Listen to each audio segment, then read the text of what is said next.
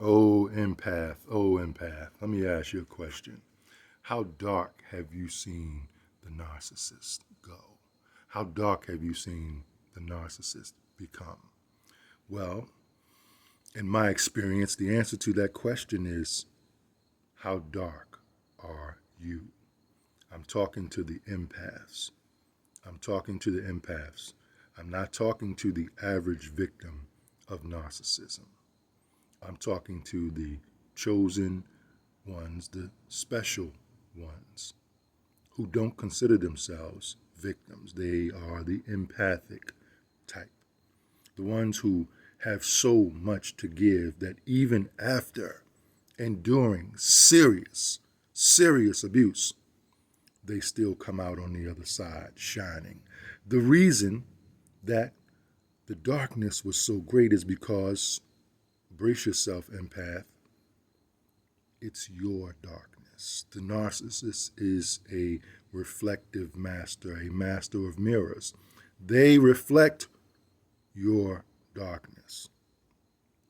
The narcissist picked up on a little glimpse of your arrogance.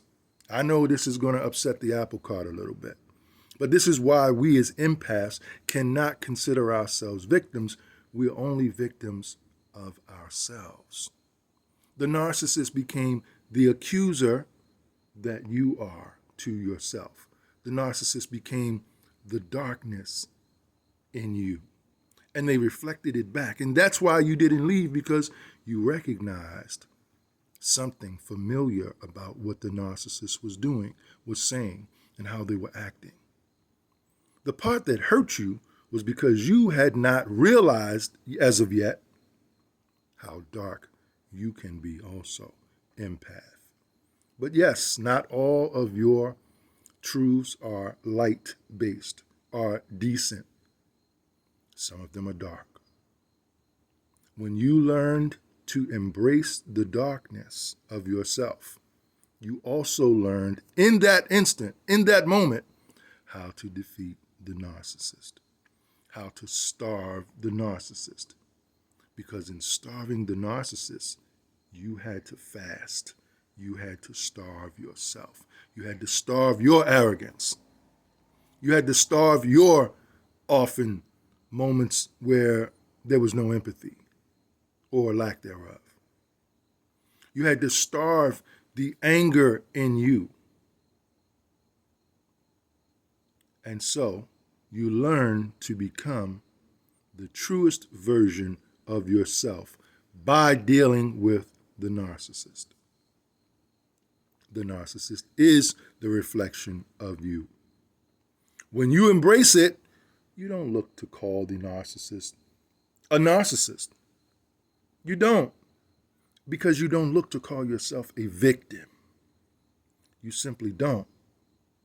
You learn that this person was in your life to show you the worst parts of yourself.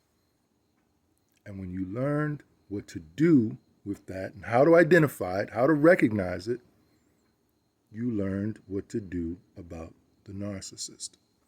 The big difference between an empath and a narcissist is that the empath accepts his own or her own darkness. We accept it. It folds into what we are. And we learn through acceptance to control that darkness, those dark energies. We learn to control them. We don't run from them anymore. We don't hide them. But this is what makes us so dangerous to the narcissist. And then when we realize that fasting those negative tendencies is how you eradicate yourself of them, and we fast ourselves of the narcissist, we leave and we move on stronger. Did the narcissist teach us this, or are we teaching ourselves? That's the question. The response doesn't matter as long as you've learned what you needed to learn about self. It's all about self and the learning, the knowing of yourself on a deeper level.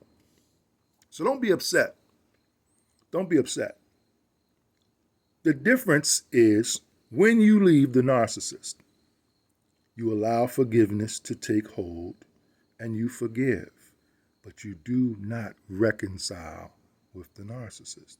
If you've learned your lesson, if you've learned your lesson, the reconciliation that often goes hand in hand with forgiveness, right, isn't there. If you've learned the lesson, if you haven't, you'll repeat it until you do. It's forgiveness and reconciliation. And last but not least, it's choosing. And so what you learn to do for yourself, and this is major wisdom, this is the wisdom of the ages. This is what Jesus the Christ tried to teach. This is what Jesus the Christ came for, to teach all mankind. And many other sages, not just Jesus the Christ. It's forgiveness of self and reconciliation, and then choosing.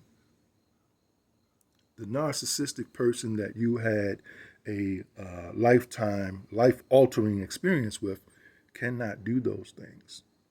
They have to be the reflection of people like you. They're stuck there. You don't have to be.